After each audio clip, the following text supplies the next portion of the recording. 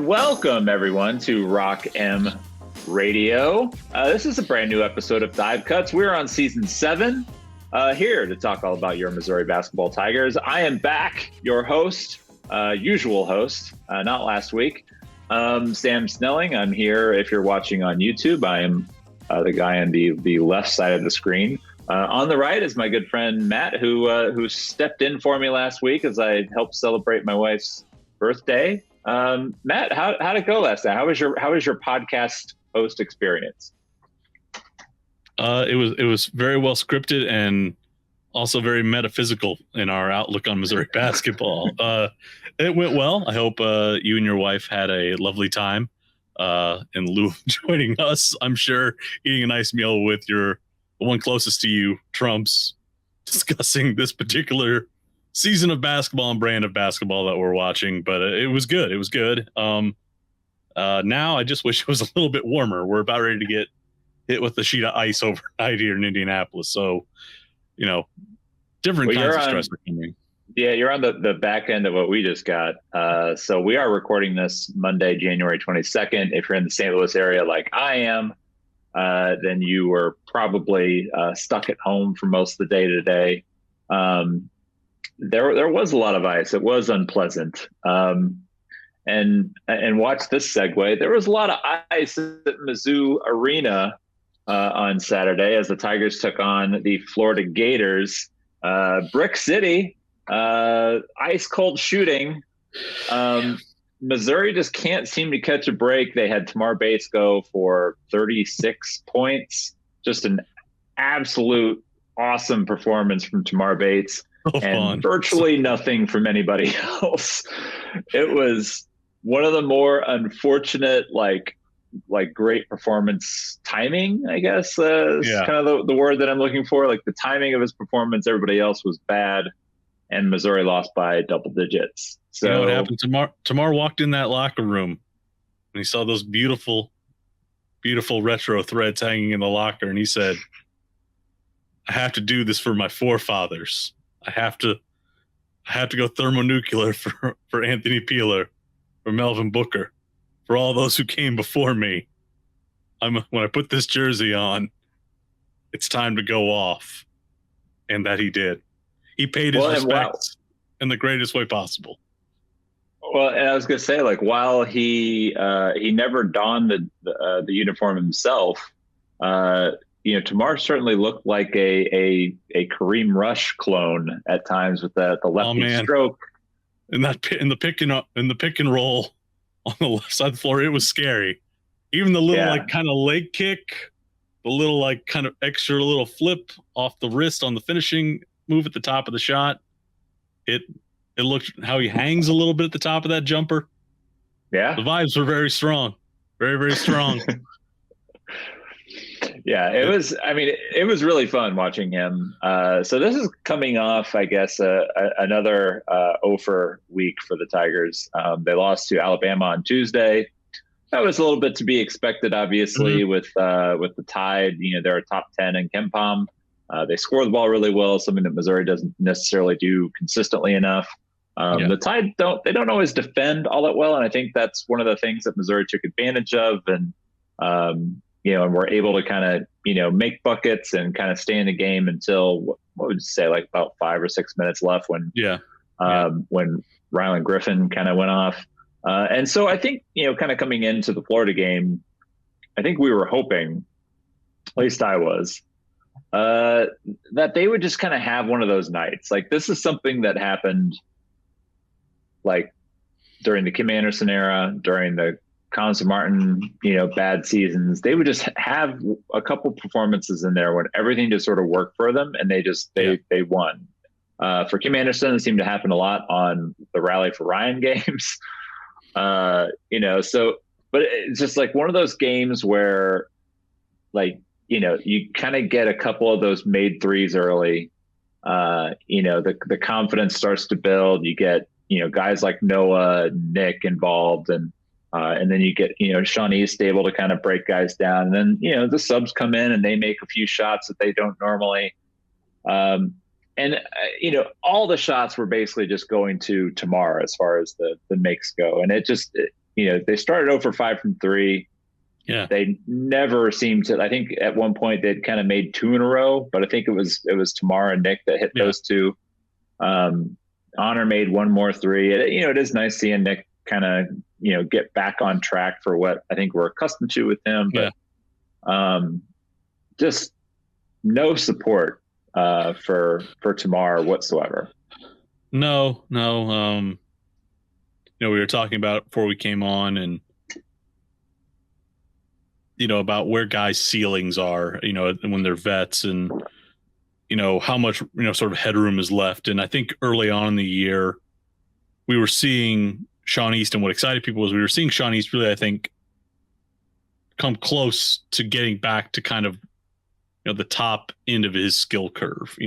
Based on last season, on transitioning, on his role, on maybe tweaking his shot during the season. It just wasn't great for him, but he sort of made up for lost time early on in non-con. And I think a lot of people thought, here's a guy now that's going to, really do something kind of, transformational. He's going to really, up his production. He's going to become a guy for Missouri. But, we even saw at the end of non-con that, the scouts started to get out on him, particularly in side ball screens on the empty side of the floor. Teams have started hard hedging him. They've started icing. They started trapping him in those situations. A lot of what Sean has to do is kind of dominate the ball and probe, and that can bottle things up. It can throw off, when you need to cut. It can throw things off schedule a little bit. And, you get into SEC play where teams know you and your personnel even better. It gets even harder. And I think we're seeing that now with Sean in the past 3 games. I think the scout was already out, and I think it's really been crystallized now, and it's been hard for him to really get some of the spots and actions and situations that really make him, sort of potent. Noah had been shooting the ball better. I don't know. He went 3 of 8 on Saturday. Maybe another rim making and a 3-pointer dropping to go 5 of 8 was probably all that was really needed. That would have gotten it to 7. A typical-ish day for, Sean probably gets you in the ballpark. And, I think as we can talk about, there's just not, a lot of reserve offense, down the rotational sort of pecking order here. A nice moment. Yeah, that's sort of the thing is once you get past. There's 4 guys, and they're not all clicking at the same time.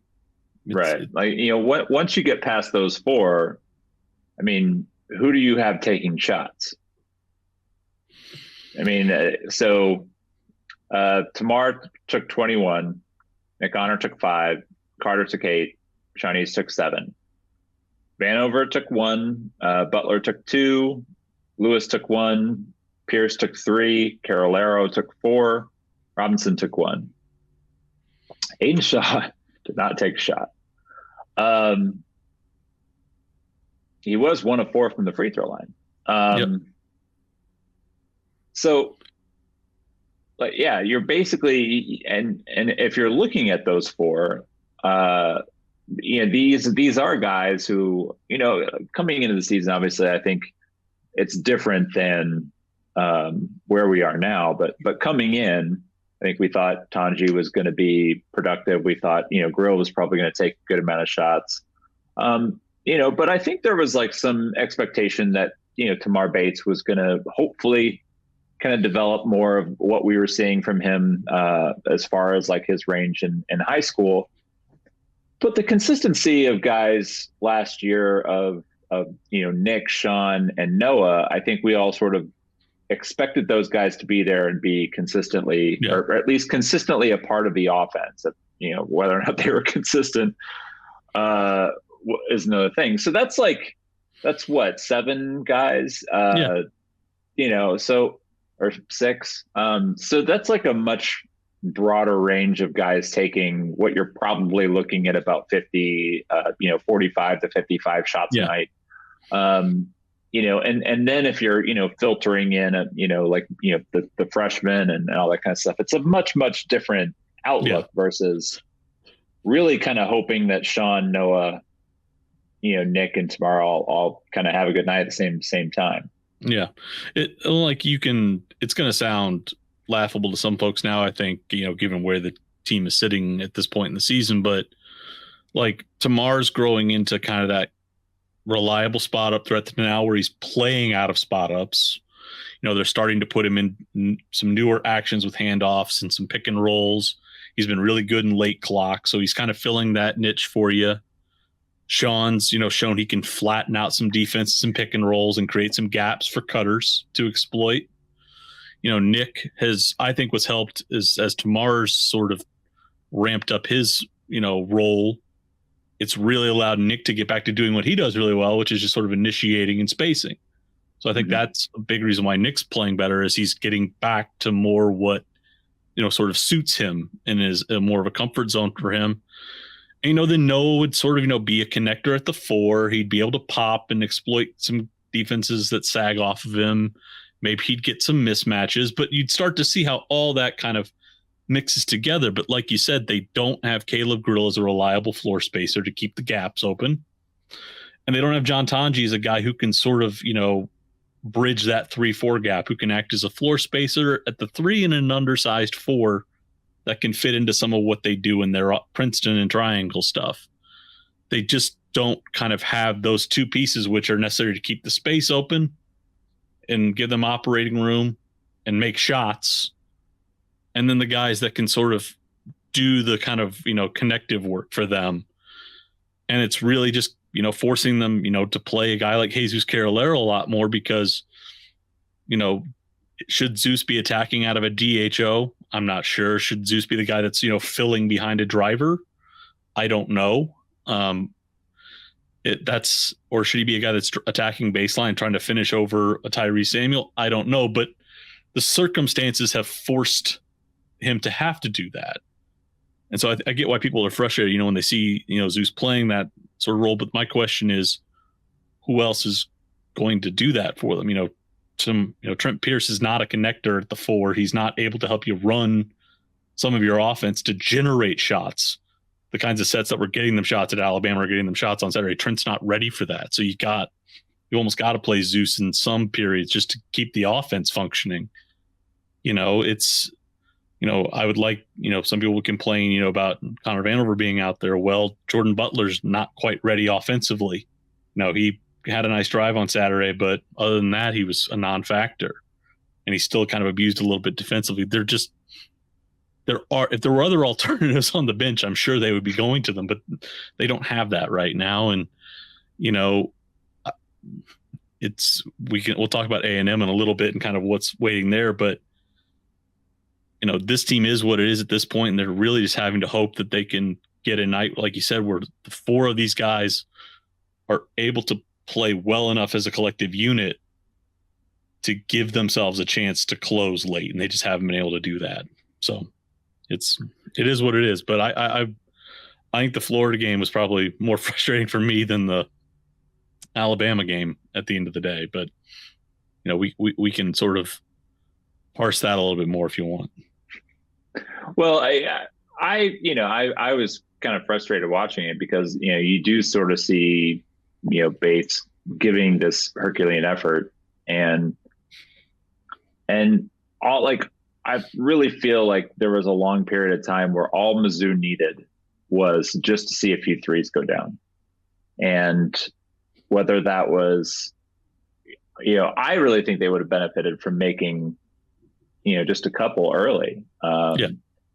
Because I really thought if you go back and you watch like the first 10 minutes of the game, and I even said this in study hall, like if you just showed somebody filming the game and you just cut out the part where guys were, like the very end of the shot where it went in or not, I guarantee like you would go back and you would think that Missouri would be ahead by 10. Like they were outplaying Florida by a fair margin. The Gators withstood the attack because they made threes, and they made some really tough threes. And like this is one of those like really, really frustrating things. And I think like Alex Condon was the one who, hit the one at the buzzer, right? When it's just like, you're like that is just a microcosm of kind of like all the things that Missouri had working against them, especially in this game, where you're doing everything right. They had maybe their best defensive possession, of several games. Like I was just thinking, like, man, they're doing like the rotations on point. They're digging out of the post. Like, they pop the ball loose and it goes right to Condon, who hits a fadeaway three at the top of the key as time expires in the shot clock. And you're just like, and it's just like I felt at that point that they were going to lose the game, and it was just going to be one of those frustrating affairs, and it turned out to be that. It was the same thing in the second half. There's one where Trent does a good job sitting down and staying in front of Riley. It's a late clock three. Riley Kugel, I think there's 8 seconds left in the shot clock. Riley's like right on the edge of the oval tiger head and pulls, splash. It's a contested step back three from 28 feet and it drops. Like, you take those 2 makes off the board, it's a 6-point ball game.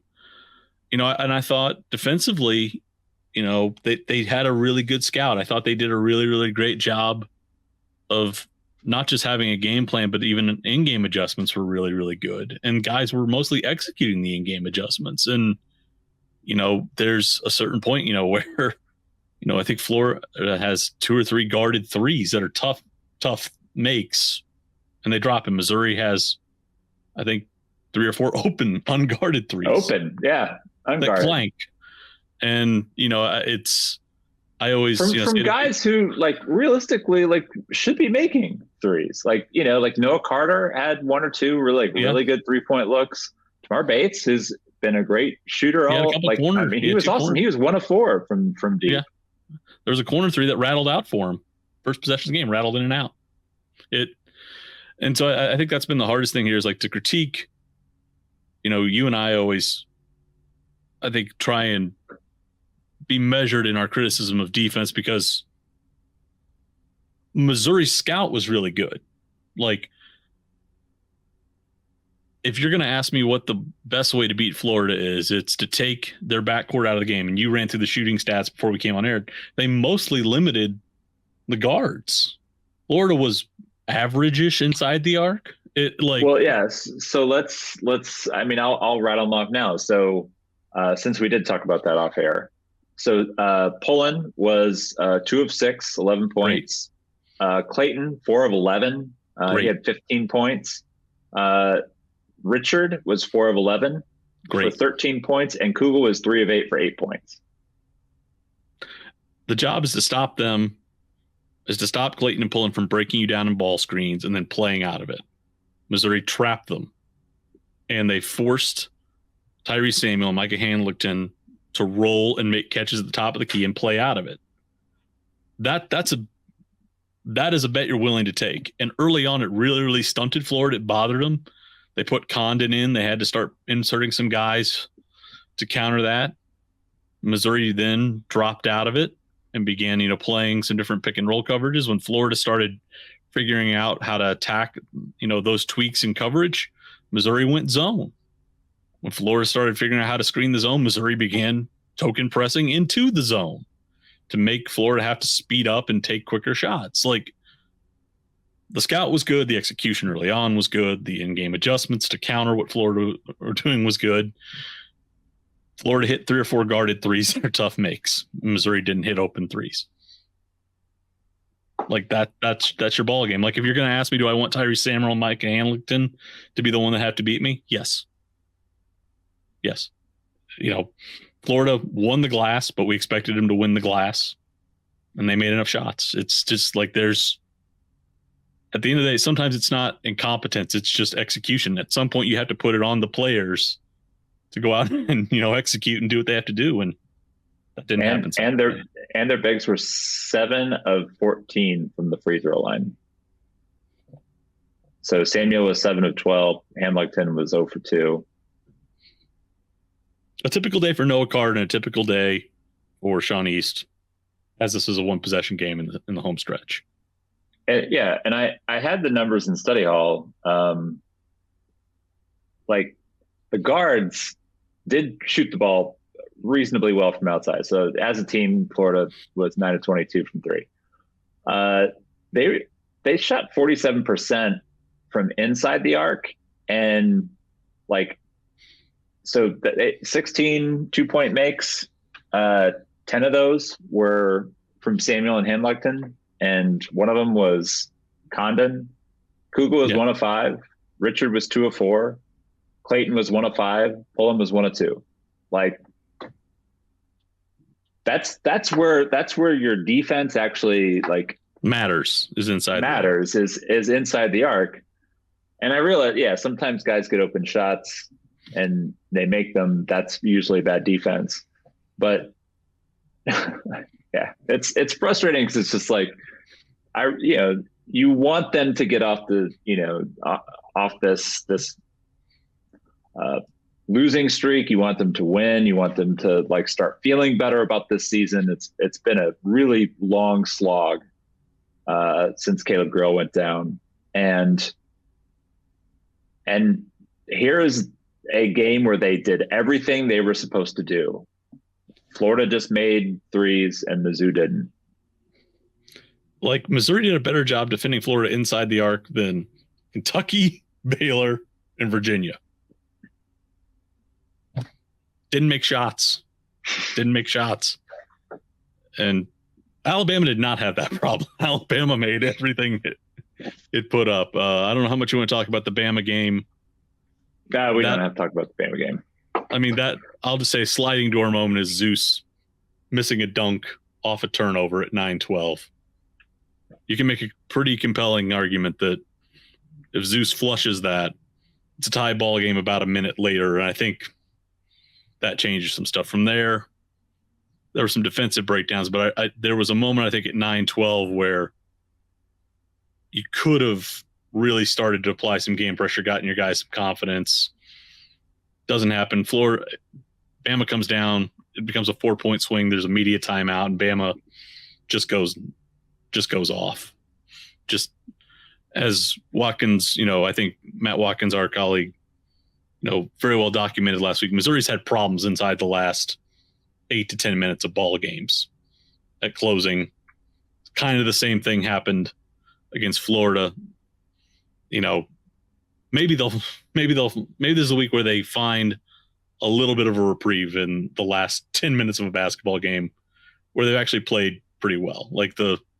I looked at it today. If you look at the garbage time math, the typical outcome for Missouri in the last 8 games has been trailing by 7 with 2:35 left.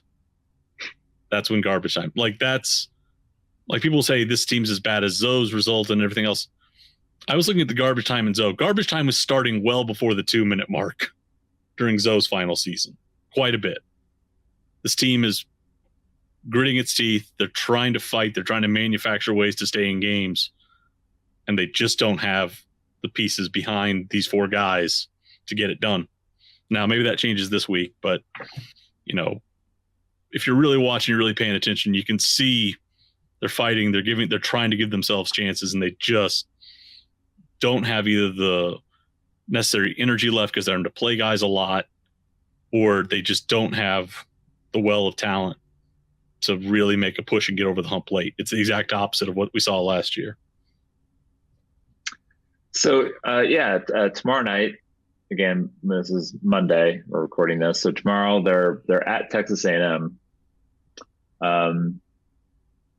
For a team that doesn't rebound the ball very well. This is terrifying.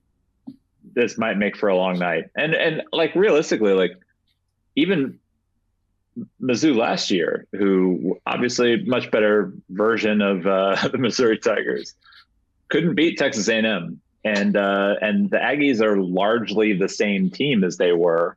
We were kind of talking, before the air, and we can kind of revisit. But, when you return everybody, and A&M returned everybody except for Dexter Dennis, who was one of their starters. And Julius Marble. Marble also. He was supposed to come back, but he's dealing with some university issue. Like, there's it's been very vague. But regardless, from a statistical standpoint, A&M is very, very close to the team that they were a year ago. They just a little bit less luck in the end of some games. They've lost some close games. I think you said they were 1-5 and 1-4 in games decided by 2 possessions. So they're close. They're very, very close. And sometimes like that can be like not having Marble. That can be like the consistent shooting that Dennis provides, because that is one area where A&M has really, really struggled this year is shooting the basketball. All those 3-point misses. Well, yeah, Hefner. He is not afraid of putting it up despite his shooting struggles. He's still confident that he's gonna make it. Yeah. So like if you're looking at a possibility of kind of getting in the win column, I'm not going to say it's impossible because there's no such thing. A&M is a 83% chance to win. That is 17%. That's basically like it's better than, almost 1 out of 5, right? Yeah. So, I mean, just go down there, shoot 85% from 3 and win. How about we do that?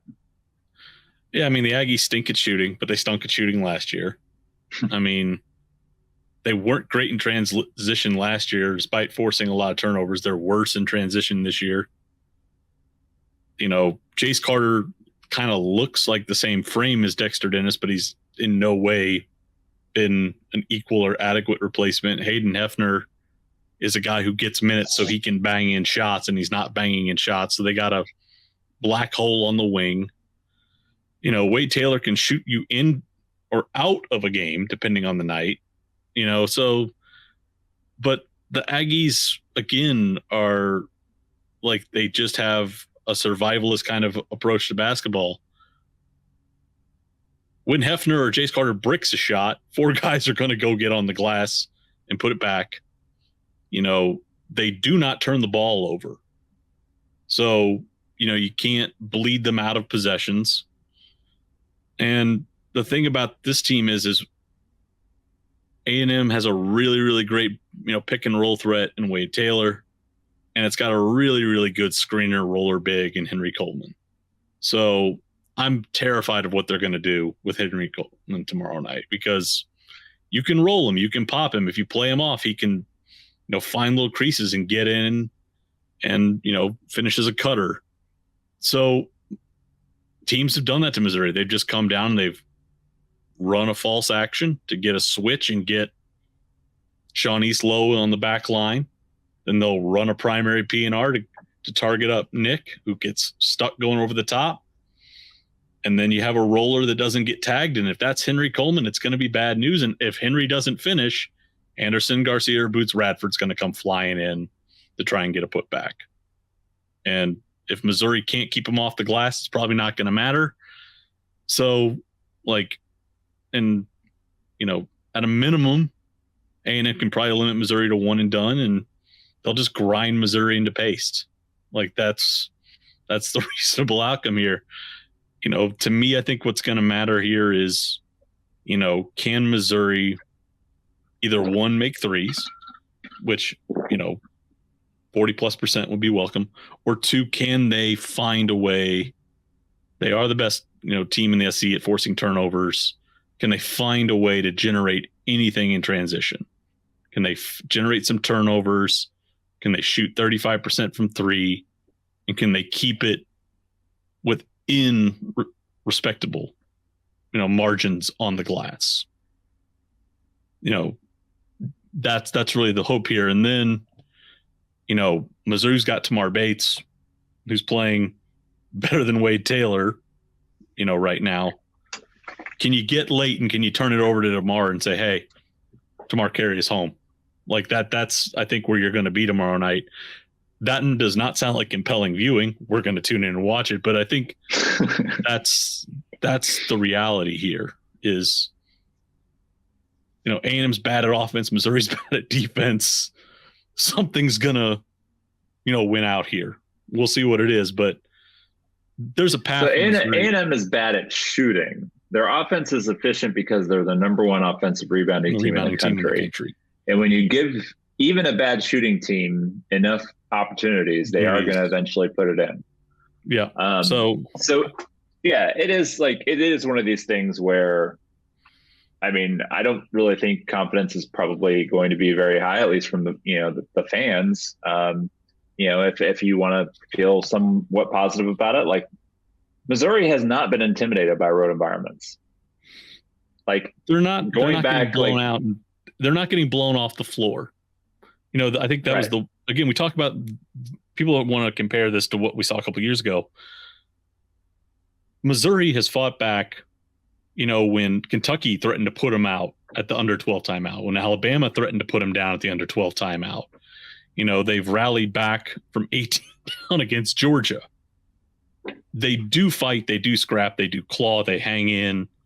They found a way for long stretches against, Florida to keep that thing within 5 to 6 points. So they have shown a propensity to make this thing competitive and to, be a sit and kick team going into the under 8 timeout in the second half. The question here is, can they find enough competence and confidence in those last 8 minutes to get over? But like I said, this is a team that, the median outcome right now is for them to be down 6 or 7 with 2.5 minutes to go. They just haven't been able to find enough execution over 5.5 minutes in these games to get off the schneid. But they're competing, they're playing hard, they're finding a way to hang in games. And I think that's, again, people are going to hate moral victories. They're going to hate what the record is. They're going to scoff and say this is, we're making excuses for a bad team, but they're not packing it in. If they can get a little bit of competence in the last 5 minutes of some ball games, they can at least start to turn this and try and, keep the vibes confident enough and keep playing hard to the end. But they're not mailing it in. They're not packing it in. They're not giving it up, within the first 8 minutes and going home. They're playing and they're trying. It's just, as we've talked about, the depth, the consistency of what they have just isn't what they thought they were going to have. But they've got to find a way to, MacGyver it and try and get through. But, they're trying and they're really playing with effort and grit and, tenacity. It's just at some point it comes down to, what do you have on the roster? And they just don't have enough right now. But we'll see if they can find a way to get over tomorrow night. And then Saturday, South Carolina, a team that you should have beaten the first time around. Realistically, they did not trail in the second half. Should have been able to hold them off. They didn't. So can you go into Colonial Life Arena, which, I'm sure the fans are excited about South Carolina not being awful. But that place is not always known as being the most intimidating environments. They are also the Gamecocks playing Kentucky as their midweek game. And so, you do have to, kind of wonder, is there going to be a little bit of a letdown? Is that, you're basically coming off of Kentucky, whether or not they win or lose that game, the energy in the building is going to be a lot different than it will be for the Wildcats.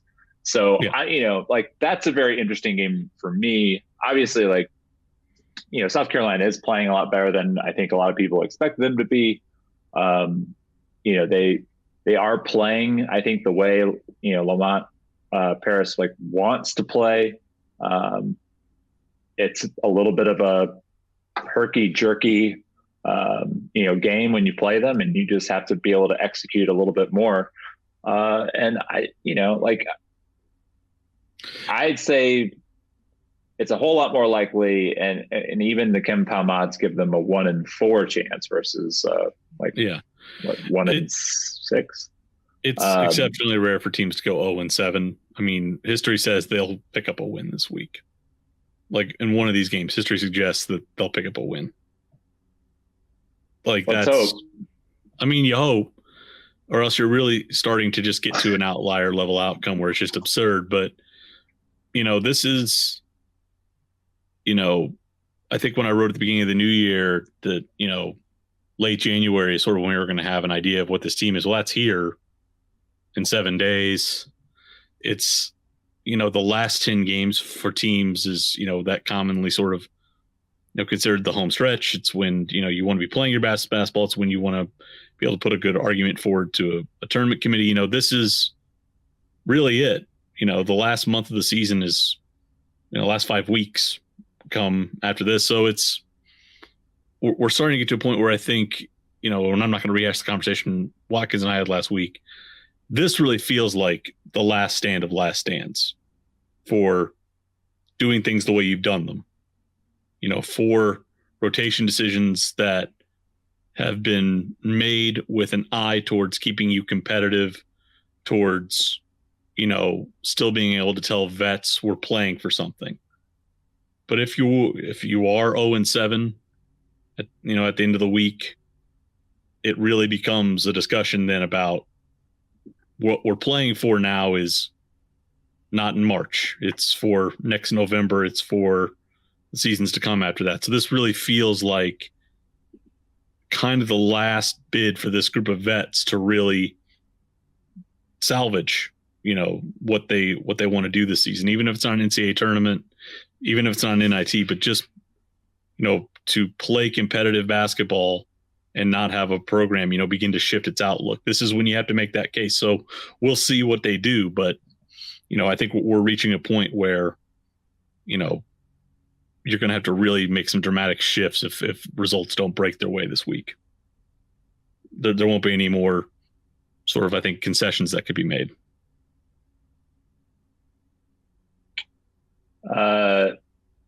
Yeah. I was just looking at 2015.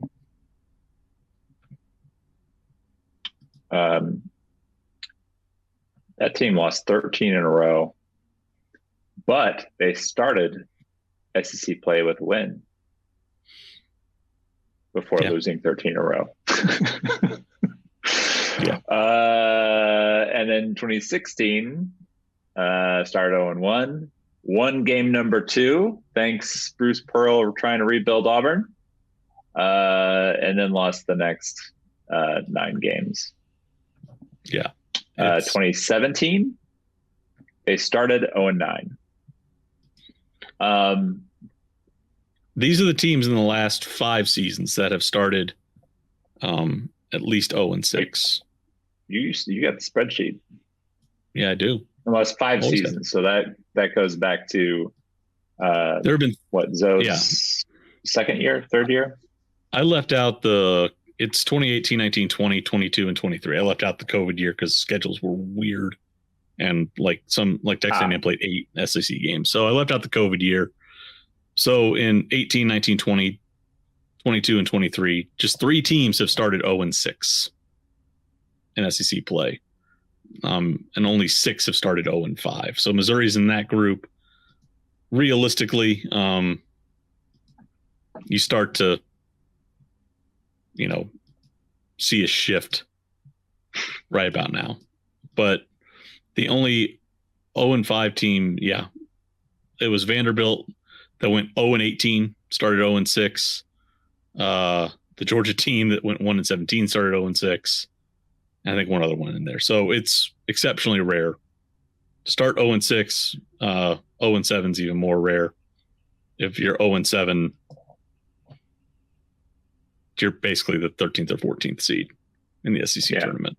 So when I say that this is sort of the week to make a last stand, if you're one of the vets in this rotation, coaches will always want to be competitive, players will want to be competitive, but reality really does arrive this week potentially. So if you're going to try and, triage and stall for more time, this is your week, guys.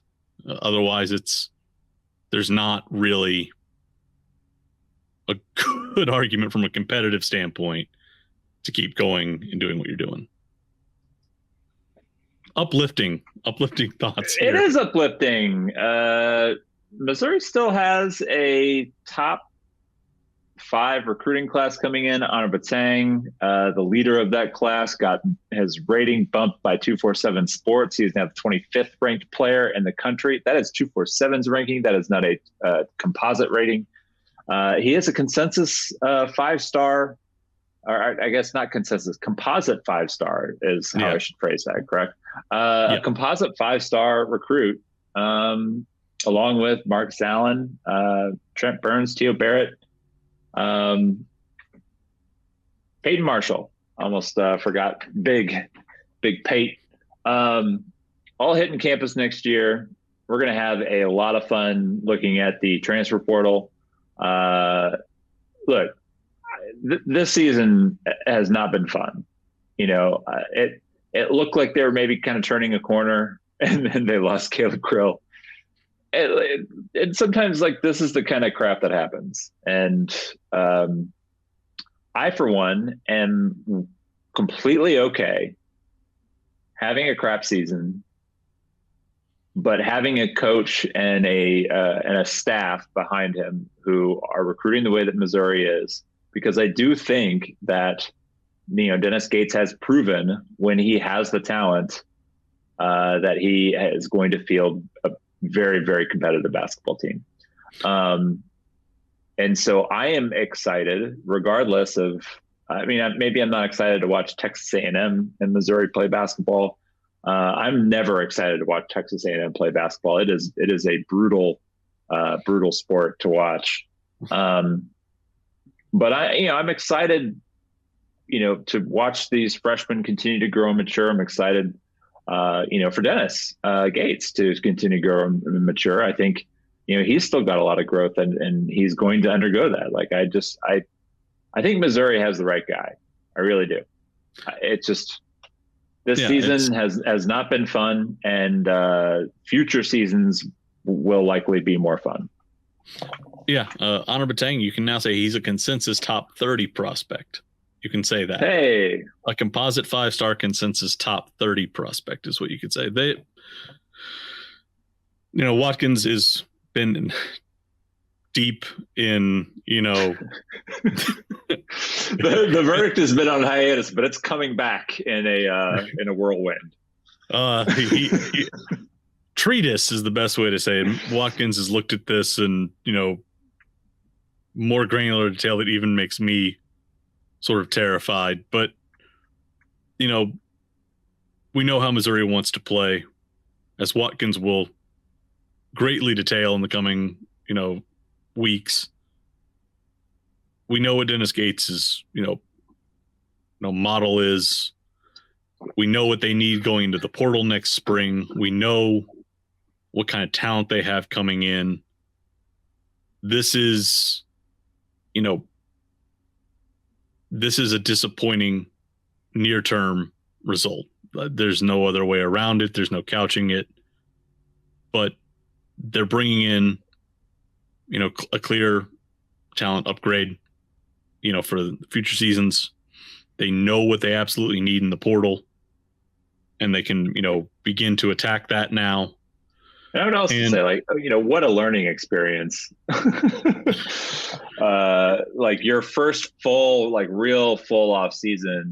I think there are things that you definitely learn, and I think they did learn as a staff on sort of what you can and can't do as far as transfer portal is concerned. And I think, as things, continue to sort of be transfer portal focused every spring, I think, the experience that they had last year is going to teach them a lot on how to approach it this year. Yeah. And, we talked about a couple weeks ago, or Arkansas. Muss is considered the master of the portal. The two biggest fallers in terms of from preseason rankings are Missouri, but Arkansas has had a worse drop. 101st in KenPom currently. They opened the year, I think. They opened the year at 15. 14. 14. They opened the year at 14 or 15. So they have dropped almost 90 spots. And Muss is supposedly infallible in the portal. That is his milieu. That is what he does. So it can go sideways on you, and it can go poorly. And, Missouri last year, Isaiah Mosley, was not readily available, but I think Kobe Brown missed a game. I don't think Demoy Hodge missed a game. I don't think Dree Golston missed a game. Noah Carter, I think, missed one game. So out of your four major cogs, I think Nick Honor missed a game. That's 5 missed games. That's insanely good injury luck with among 3 or 4 pros on your roster. And and Trey was hurt, but still but Trey, around. I think was always going to be he was always going to be more of a role guy. Yeah. The big thing was obviously it would have helped to have Isaiah around, but the big thing was Kobe and Demoy. Not are having those guys consistently in the lineup and producing on a nightly basis. If you put them on this roster, it's probably a team that at minimum right now is looking at the NIT. That's not a bold statement, but it is what it is. And if they had a healthy John Tanji and Caleb Grill for the full freight, maybe they're fighting for an NIT bid right now. Well, I think if Caleb Grill and John Tanji are healthy, I think you probably beat Georgia. You probably beat South Carolina. You definitely beat South Carolina. And you probably beat Florida. Probably beat Jackson State too if you had Tanji fully available too. So there's 3 or 4 wins that I think you can directly attribute to poor injury luck. The Seton Hall game was poor. The Illinois game was poor. But outside of that, 3 or 4 of these losses, I think you can directly attribute to them not having, the personnel that they thought they would.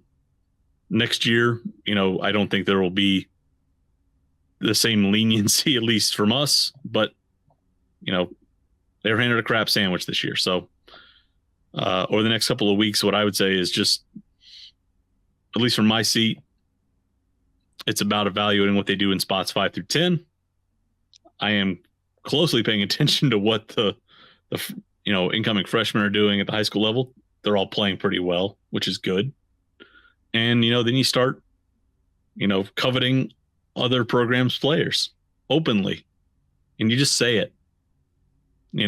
Matt Watkins is covetous of Miles Rice. I'm covetous of Adama Ball. If Adama Ball would like to come here and take all he's learned from Herb Sendek at Santa Clara, I would welcome him gladly. If Billy Lang unfortunately has to file for unemployment after being dismissed from St. Joseph's, I would love if Eric Reynolds were offered a robust and healthy NIL package in Columbia. I would be ecstatic with that development. I'll say it out loud. We have a list of 50 names. It's already so that's what I'm doing, is watching the back end of this rotation, watching the freshmen, and then DV other programs' players. What a time. Just what we all want to be doing. Well, I dropped the link into our window here as our last parting here, is giving the sponsor a plug. 573tees.com/collection/rock-m. Head there. There's a couple t-shirts there you can buy. Portion of the proceeds go to support Mizzou's NIL efforts, and they need some NIL love to get somebody who can score that basketball on this basketball team next year. But you and I are going to take this as a call to wrap this up. We are back weekly. We're going to keep running these weekly. We're going to make it all the way through the basketball season and all the way up until it's officially portal season. And then we're going to dive super hard into all the portal stuff. It's going to be great. It's going to be a fun off season. Got a lot of things in the works that I'm super excited for. If you haven't already read the Rock'em Nation website today, or I think actually yesterday is when it came out, we have 2 new football writers. You're probably going to get introduced to Nathan Hurst here. I think they're recording before the box score. Nate Edwards is coming back, so you're going to have a podcast with 2 Nates on it. Just like last week we had, two Matts on the pod. We have a strict naming policy here when it comes to hiring people. So Nathan Hurst, excited about him. Also super excited, Chad Moeller. For anybody who is familiar with Missouri football over the years may recognize his name. He was the sports information director at Mizzou for about 20 years. And he's going to write for Rock M Nation. Like, what a coup that is to get this guy. I'm super excited about it. We're going to get Chad on maybe not this pod, but a pod, and get him talking about the glory days under Pinkel, and he's got some fun plans for podcasts down the line. I think fun things are happening at Rock M Nation, Matt, regardless of whether or not those threes for the Missouri Tigers are falling or not. Yep. Any parting words? No. All right. We're going to get out of here. We'll be back next week. Everybody, thank you for tuning in. Make sure you click like, subscribe, all that stuff on YouTube. If you're listening on the podcast feed, make sure you're subscribed there. And we'll be back next week. So thank you for tuning in. Thank you, everyone, for tuning in to Rock M Radio, a proud partner of Fans First Sports Network. If you enjoyed this episode and would like to see more just like it beamed directly into your personal device, just click the subscribe button below. And you can find this podcast through the Apple Podcast app or for iPhone, or the Google Podcast app for Android, or whatever app you use to listen to your podcast. We are also available on Spotify. Just search for Rock M Radio. And if you like other sports, Fans First Sports Network is a podcast network that has coverage of all other teams. Major League Baseball, MLS, NFL, whatever you want to listen and read about. It is a great network full of really fantastic podcasts. So look them up and subscribe to any and all of those podcasts. Rock M Radio will be back with more episodes coming soon. Thanks.